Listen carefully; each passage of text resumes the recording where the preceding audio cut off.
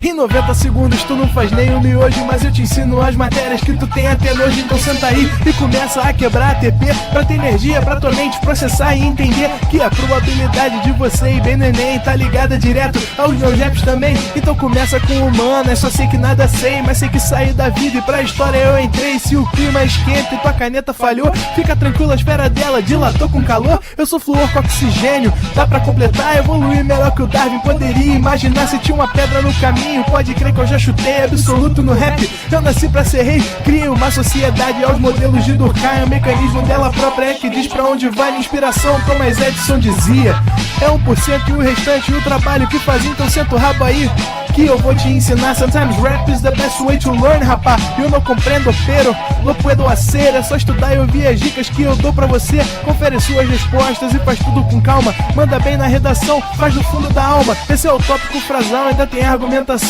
E a resposta pra você eu deixei na conclusão. Se tá nervoso, se acalma pra mandar bem. E se liga nos vídeos que eu te preparo pro Enem.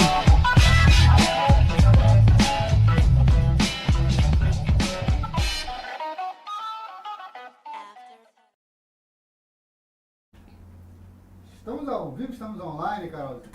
Boa tarde, meu povo! Tudo bem? Sejam bem-vindos a mais uma semana. Sejam bem-vindos à segunda da Resistência. Renan tá aqui tristinho, cabisbaixo. Não entendi por quê. Já perguntei o que ele tem, ele não quis me dizer.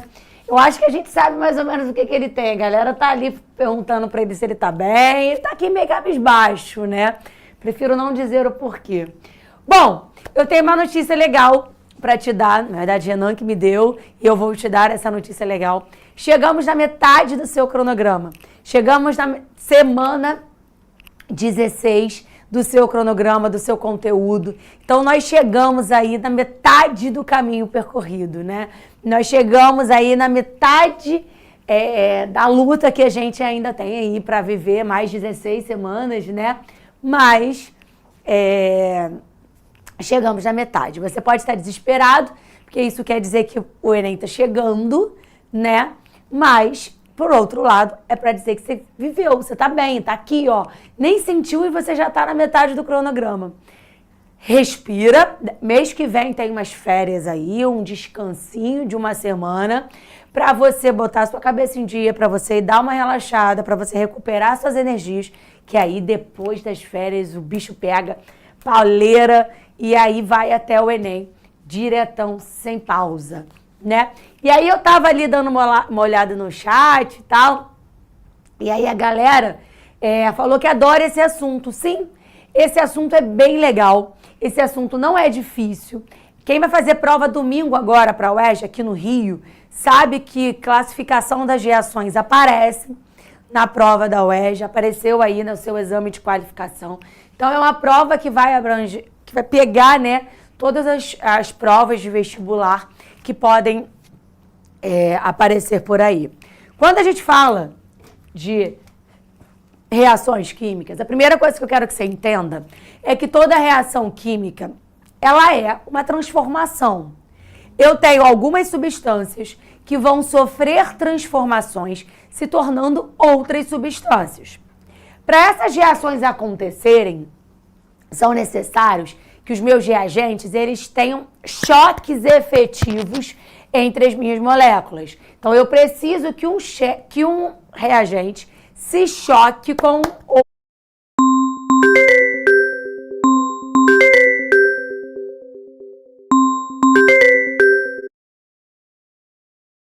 outra molécula, outro átomo de reagente. Então, eu preciso, para que uma reação química aconteça, que exista choque efetivo entre as minhas moléculas. Em algumas reações químicas, eu preciso de uma energia mínima de start, que a gente vai chamar de energia de ativação, que a gente vai falar lá na frente em cinética química, fica tranquilo. Outras reações não. Outras reações, elas acontecem espontaneamente. Então, essa minha energia de ativação é nula ou quase nula, tá? E aí, eu quero trazer, você com certeza já viu alguma reação química, tá vendo, por exemplo, comigo lá em Química 2, que toda vez que eu escrevo uma reação química, eu escrevo reagente e produto.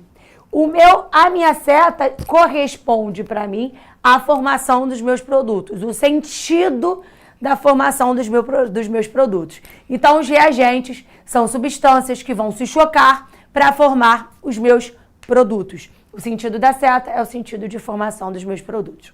Nessas reações, eu posso ter do lado dos reagentes ou dos produtos os estados físicos que eles se encontram.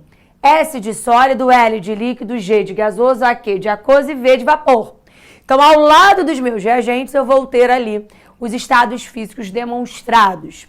Se eu tiver, vem para o quadro, se eu tiver, por exemplo, essa reação, que dia é hoje? 3, né? 3 do 6, Renan, do 6. Chegamos na metade do ano. Química 1, né? Se eu pego, por exemplo, o carbonato de cálcio e aqueço, olha cá, já estou te dando ali mais uma informação. Aquele triângulo em cima da minha setinha, ele quer dizer aquecimento. Então, eu estou dizendo para você que aquela reação química acontece com aquecimento. Forma CaO mais CO2. Pode estar aqui S de sólido, S de sólido e G de gasoso. E eu posso dizer para você que esse CO2 está sendo desprendido. Como eu faço isso? Coloco uma seta ao lado do seu reagente, do seu produto nesse caso, né? Porque olha o sentido da minha seta.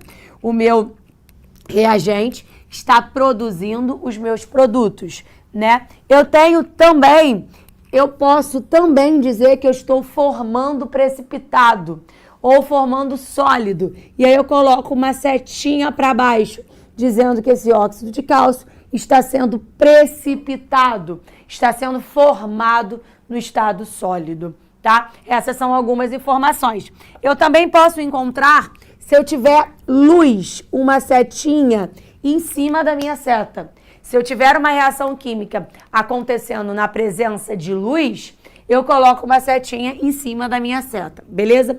Eu também posso encontrar algumas reações com duas setinhas, em dois sentidos.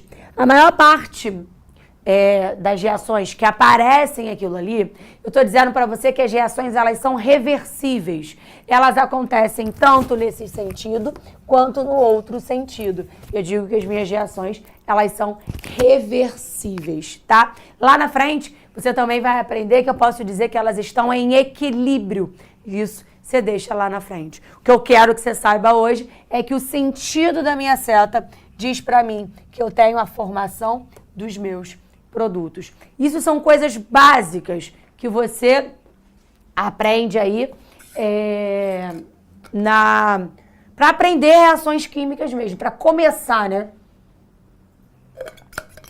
Aí a Kailane está me perguntando ali se já caiu no Enem, perguntando qual o tipo de reação. Não. Mas isso aqui te ajuda pra caramba nas reações que você está aprendendo em Química 2. E te ajuda pra caramba também a fazer lá no Enem, por exemplo, estequiometria. Tá? Mas não apareceu no Enem de cara te perguntando se é simples troca, dupla troca, adição. Tá? Esse assunto é bem bonzinho mesmo, a galera tá me falando ali. Bom, beleza. Agora eu já sei que é uma reação química. Uma reação química são os meus reagentes se chocando para formar produtos, para formar substâncias diferentes. E aí, quando isso acontece, eu tenho algumas classificações dessas reações. São 4 tipos, eu vou para o quadro de novo. São 4 tipos de reações. Eu estou classificando, classificação das reações, né? A primeira classificação é a reação de adição. Eu chamo de adição ou eu chamo de síntese. É a mesma coisa. Qual é a cara de uma reação de adição? Eu tenho dois ou mais reagentes formando um único produto. Eu estou adicionando. Essa reação de adição, ela pode ser total ou parcial. Qual é a diferença, Carol? Se ela for parcial, quer dizer que nela tem alguma substância composta. Por exemplo, quando eu tenho aqui, ó, o óxido de enxofre, o dióxido de enxofre reagindo com oxigênio, quando você olha, você tem as duas coisas se juntando, formando um único produto. Eu já sei que é uma reação de adição. E é uma reação de adição parcial. Por que que é uma reação de adição parcial? Porque eu tenho uma substância composta. Se você não lembra, uma substância composta é aquela substância em que eu tenho mais de um elemento químico. Então, aqui eu tenho uma substância composta e uma substância simples. Mas se eu tenho uma composta, eu já sei que eu tenho uma reação parcial. Quando que ela vai ser total, Carol? Ela vai ser total, por exemplo, quando eu tiver só substâncias simples unindo. Só substâncias simples adicionando-se. Ó, hidrogênio e oxigênio são substâncias simples. Quando eu junto os dois, eu formo a água. Eu tenho uma reação de adição total ali, tá? Isso é reação de adição. É fácil, é só você entender e enxergar que eu estou juntando todos os meus reagentes para formar um único produto. Quando você olha aqui para o seu material, eu coloquei os principais, né? Te expliquei o que é parcial, o que é total. Te coloquei alguns exemplos clássicos aqui, como CaO mais a água, como S mais o O2 dando SO2 e tudo mais. Se eu tenho reação de adição, eu também tenho reação de decomposição. É o contrário. A reação de adição, eu somo. A reação de decomposição, eu vou separar. Eu chamo de decomposição ou eu chamo de análise. É a mesma coisa, tá? Qual é a cara da reação de decomposição? Eu tenho D virando E mais F. O que eu estou te dizendo é que eu tenho um reagente se decompondo em vários produtos, 2 ou mais. Então, uma reação de decomposição, eu tenho um reagente decompondo em outros produtos. E aí eu tenho umas coisas importantes para te dizer. Uma reação importante é a reação de decomposição da água oxigenada. A água oxigenada é o H2O2. Ela se decompõe em água e meio de oxigênio. A gente, inclusive, já falou da água oxigenada aqui, inclusive sobre colocar a água oxigenada no machucado para desinfectar. Falamos quando falamos de óxidos. Quando eu olho para aquilo ali, eu reconheço que é uma reação de decomposição. Por quê? Porque eu tenho o peróxido de hidrogênio ou a água oxigenada se decompondo em dois produtos. Se decompondo em água e oxigênio. Eu estou quebrando, eu estou me decompondo, tá? Por isso que quando você coloca na água oxigenada, no machucado, você vê aquelas bolinhas. Aquelas bolinhas é o gás oxigênio sendo desprendido. Por isso que tá ali. É por causa, aquelas borbulhinhas que você vê ali, é o gás oxigênio. É uma reação de decomposição. E aí tem uma reação de decomposição também, que é muito importante, que foi essa que eu te mostrei aqui. Que é o carbonato de cálcio sendo aquecido e se transformando em óxido de cálcio e gás carbônico. Essa decomposição, ela é chamada de pirólise. Aí vamos ali pro teu material para tu ver o que eu escrevi. Ó, esse e-mail eu vou te explicar já, fica tranquilo. Existem algumas reações de decomposição que têm nomes específicos. Por exemplo, se eu decomponho algo pelo calor, eu vou classificar de decomposição por pirólise. Lise é quebra. Então, sempre que você vê esse lise ali, ó, é quebra. Pirólise é quebra pelo calor. Fotólise, quebra pela luz. Eletrólise, quebra pela eletricidade. É o meio como eu quebro aquelas reações, tá? É a forma como eu quebro. E aí eu coloquei aqui o principal exemplo de pirólise. O principal exemplo de pirólise é esse que está aqui. Essa reação, ela é chamada de calcinação.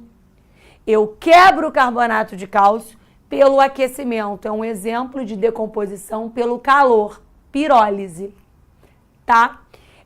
E aí, eu tenho a minha terceira reação. A minha terceira reação é aquela chamada de simples troca. Todas as vezes, ou deslocamento é a mesma coisa. Todas as vezes que eu tiver pensando em simples troca, o nome já diz, eu vou trocar uma coisa só, simples. Então, imagina que você tem x mais yz, tá? E você vai formar xz mais y. Quando você olha para isso, olha o que você tem. Você tem a troca de x por y. Na verdade, de y por x. Você tem o x trocando, tirando o y de lugar e entrando nele lá. Essa carinha, o que acontece aqui?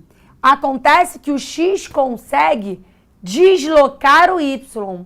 O x consegue tirar o y dali. Isso é uma reação de simples troca. Estou trocando uma coisa só. Só que tem uma informação importante para você. Para isso acontecer, as características elas precisam ser semelhantes daquilo que eu estou trocando. Então, se for cátion, ou seja, se tiver carga positiva, eu só vou poder trocar a minha molécula por alguém de carga positiva. Se for um ânion, eu só vou poder trocar a minha molécula quem tiver carga negativa. Ou seja, eu preciso trocar átomos que tenham características semelhantes. Então, eu vou colocar como uma observação aqui. Para o deslocamento acontecer, os átomos precisam apresentar características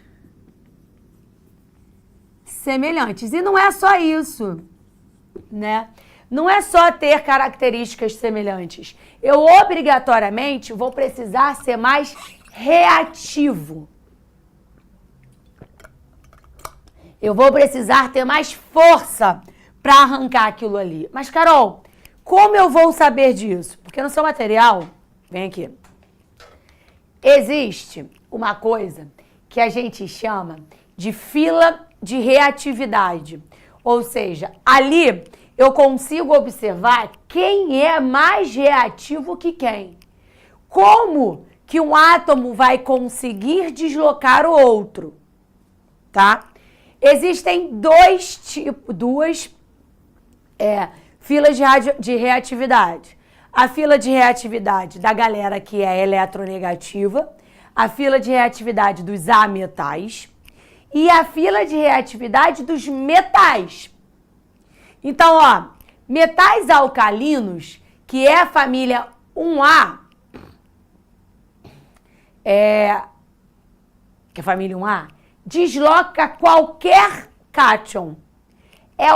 Os elementos dos metais alcalinos, eles são os mais reativos. Eles deslogam qualquer cátion. Depois, eu tenho os metais alcalinos terrosos, família 2A. Depois, o alumínio, o manganês, o cromo, nananana. Depois, o hidrogênio. E, por último, os metais nobres. Metais nobres é o ouro, a prata, o mercúrio, o cobre. Eles são os que têm menos reatividade. Carol, como isso cairia para mim? Como é que isso cairia? Assim, ó, quer ver? Na mais AgCl. Primeira coisa que eu tenho que observar. Quem é que trocaria por quem? Quem tem características semelhantes? Quem tem características semelhantes ali são os meus metais. Sódio é um metal. O sódio tem carga positiva. O sódio, a sua tendência é perder o elétron. A prata também é metal.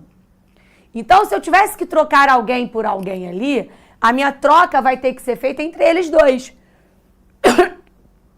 E como eu reconheço que é uma simples troca? Porque tem um elemento químico sozinho, tá? E aí, beleza, já entendi então, que se alguém tiver que deslocar alguém, o sódio desloca a prata. Porque ela tem característica positiva, assim como ele, né? E aí, para eu saber se isso acontece, eu vou lá olhar a minha fila de reatividade.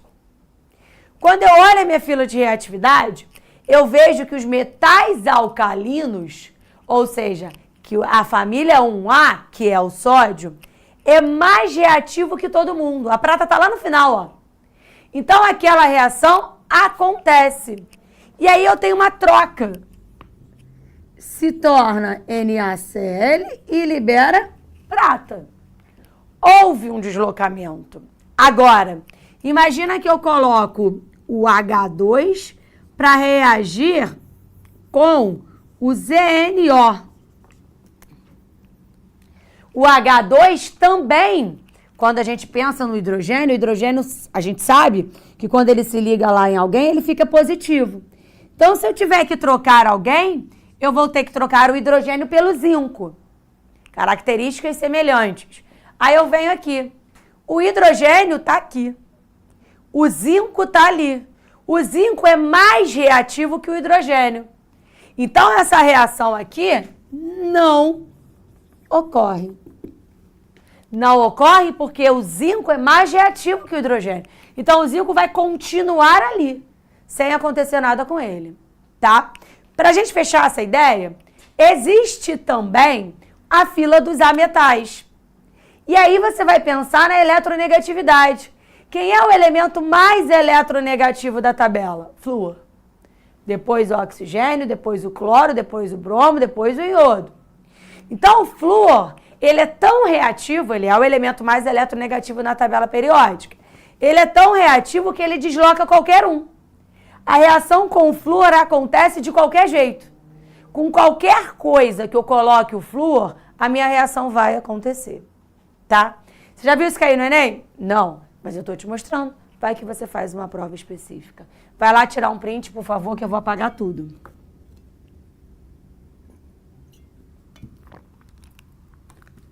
Foi? Vou apagar tudo.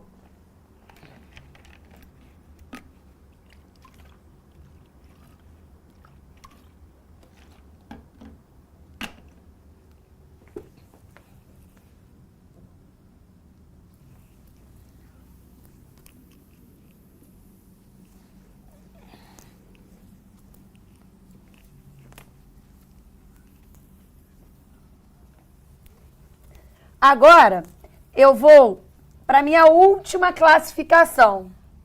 A minha quarta classificação, ela é chamada de dupla troca. Bom, se simples troca, tu trocava uma parada só, dupla troca, você vai trocar tudo com todo mundo.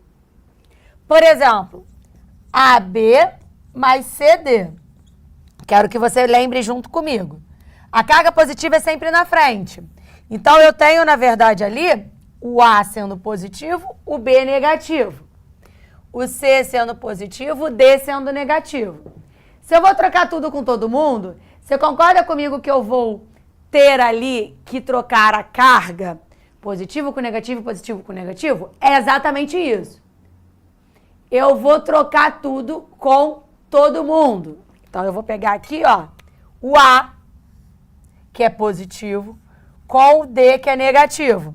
Então, eu vou formar AD, mas eu vou pegar... Ah, Carol, mas como é que você sabe quem é positivo e quem é negativo? O cátion é sempre na frente, tá? Eu vou ter C, B. Eu troquei tudo com todo mundo. É uma reação de dupla troca. Quais reações de dupla troca são muito famosas? Reação de dupla troca muito famosa é a neutralização. Para quem não lembra, neutralização é a reação entre um ácido e uma base. Para gerar o quê?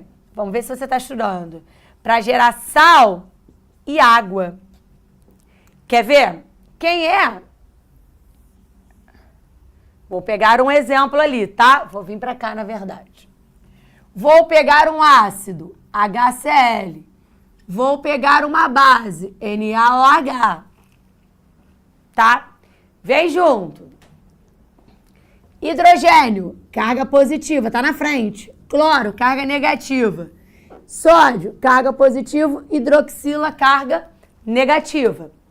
Então, eu vou pegar a minha carga positiva, que é o H+, e juntar no OH-. Quem é H+ e OH-? Quem é H+ e OH-? H2O. Mas eu vou pegar o Na+, que está na frente, com Cl-. Adivinha quem eu formo? NaCl. Eu tive ali uma dupla troca. Eu troquei tudo com todo mundo, tá? Então eu vou fazer assim com você. Eu vou jogar umas reações no quadro. A gente acabou, tá? Não, ainda falta o balanceamento, mas nesse momento a gente acabou. Eu vou jogar umas reações no quadro e você vai me dizer do que elas são, tá? Se elas são de adição, decomposição, simples troca ou dupla troca, tá? Vamos lá, vou começar, tá?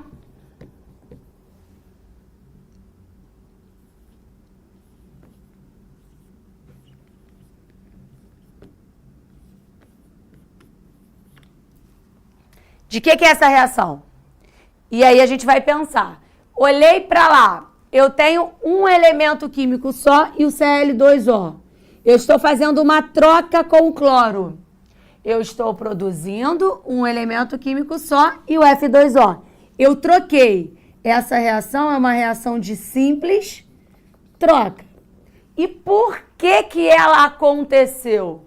Ela aconteceu porque o flúor é o elemento mais eletronegativo da tabela. Ele desloca quem ele quiser. E aí, o cloro tem as mesmas características e semelhanças dele. Por isso que ele troca pelo cloro. Vou colocar outra, hein? Qual é essa reação aqui? É o ácido carbônico produzindo água e gás carbônico. Qual é o nome dessa reação? É uma reação de quê? Eu tenho um reagente só produzindo dois produtos. Eu tenho uma reação de decomposição. Decomposição parcial, porque eu tenho moléculas compostas, substâncias compostas. Para fechar, qual é essa reação aqui, ó?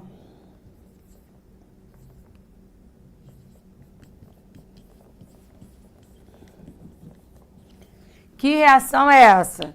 Eu tenho dois reagentes se tornando um único produto. Eu tenho ali uma reação de adição ou síntese. Beleza? Tira um printão ali, por favor. Beleza. E aí, a gente chega na parte que a galera mais gosta. A gente chega na parte de balanceamento. E é uma parte muito, muito, muito importante. Por quê? Porque pode ser que no Enem não caia balanceamento, como nas outras universidades caem o tempo todo. Mas eu sei que no Enem, com certeza, cai estequiometria. Se no Enem, com certeza, cai estequiometria, com certeza você tem que aprender a balancear uma reação química. Então, eu preciso que você esteja aqui e preste atenção em mim, porque é muito, muito, muito importante você aprender balanceamento, para depois você não ficar lá perdido na estequiometria, que é daqui a algumas aulinhas, está muito próximo da gente aprender estequiometria. Primeira coisa, você balancear uma reação, existe uma lei que ela diz assim, nada se perde, nada se cria, tudo se transforma. Então, na verdade, eu não posso perder nenhum reagente e não pode aparecer nenhum reagente do além. O balanceamento de equações, nada mais, nada menos, que eu igualar a quantidade de átomos e os átomos de acordo com o meu reagente e o meu produto. Então, eu preciso ter, obrigatoriamente, a mesma quantidade de reagente e os mesmos reagentes, e a quantidade de produtos e os mesmos produtos. Eu não posso jamais... Renanzito, bota lá só para eu ver o meu material rapidinho, por favor, obrigada. Eu não posso jamais... Calma aí, que eu não consigo fazer duas coisas ao mesmo tempo.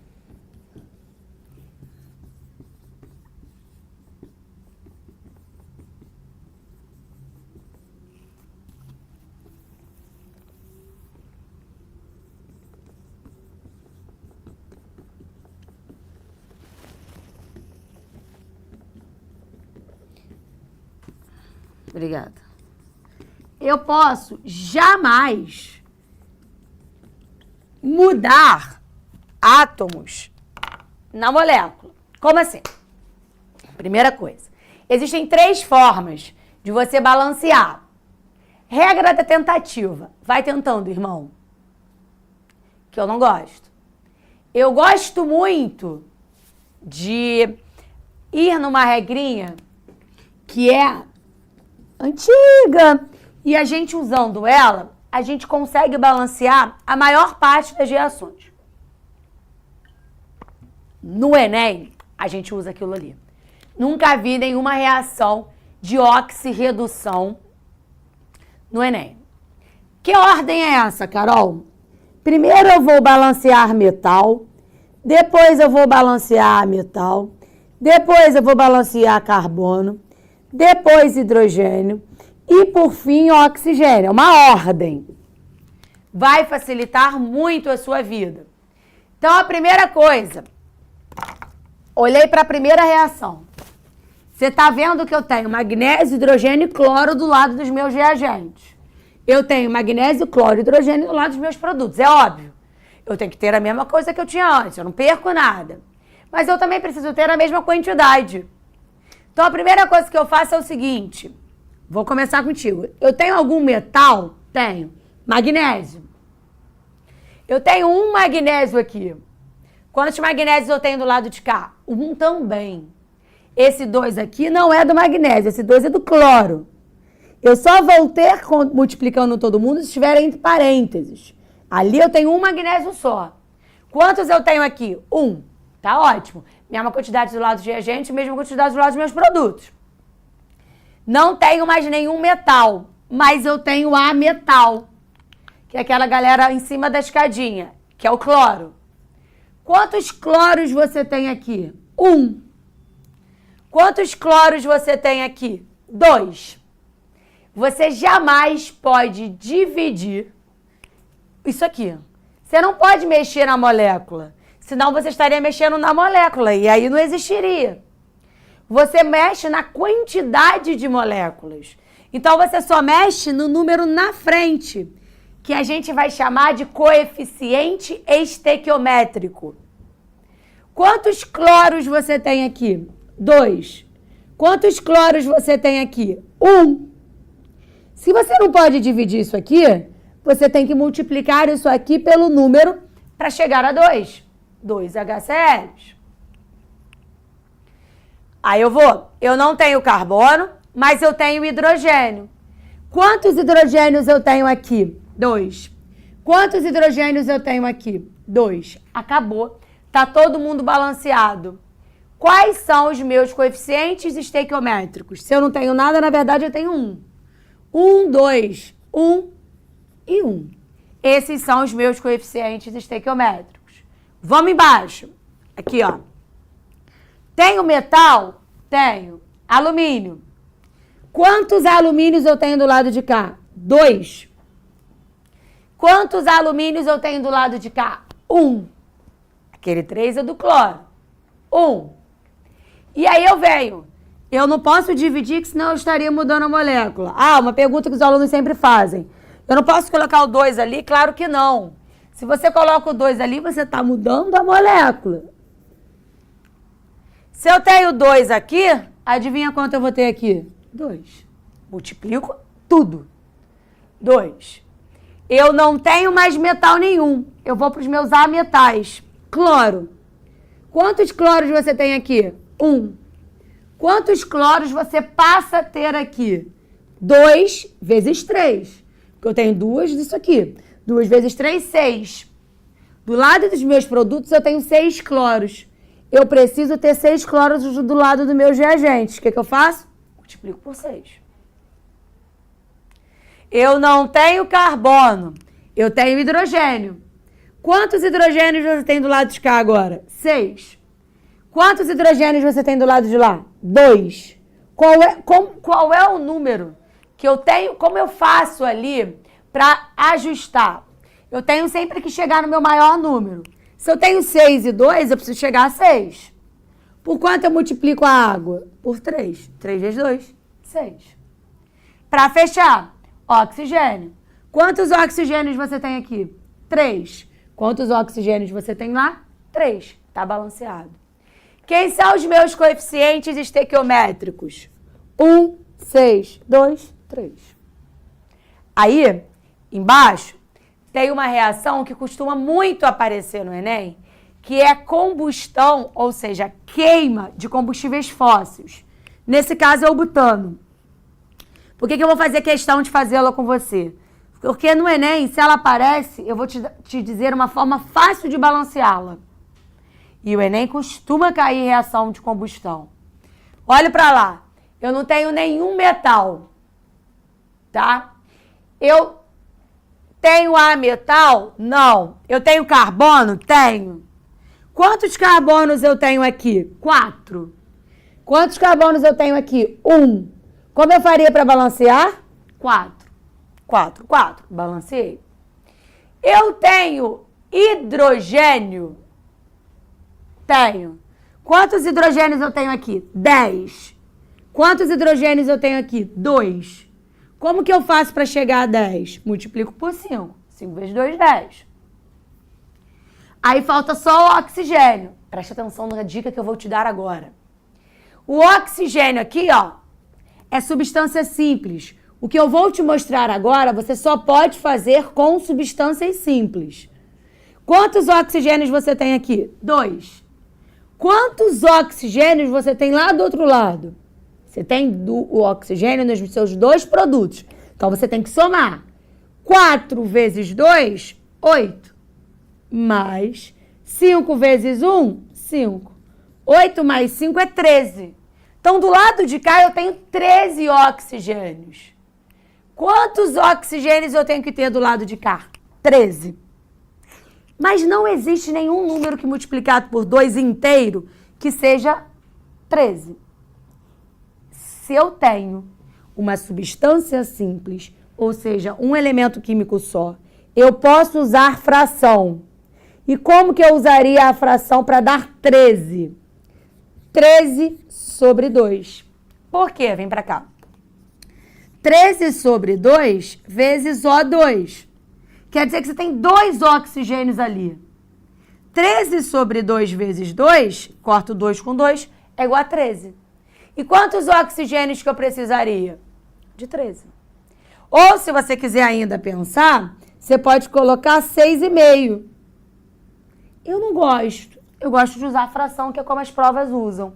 13 sobre 2, 13. 1, 13 sobre 2, 4 e 5. Isso é para facilitar a sua vida no Enem, que é uma prova objetiva. Em prova discursiva, eu não posso fazer isso. Em prova discursiva, eu tenho que ter número inteiro.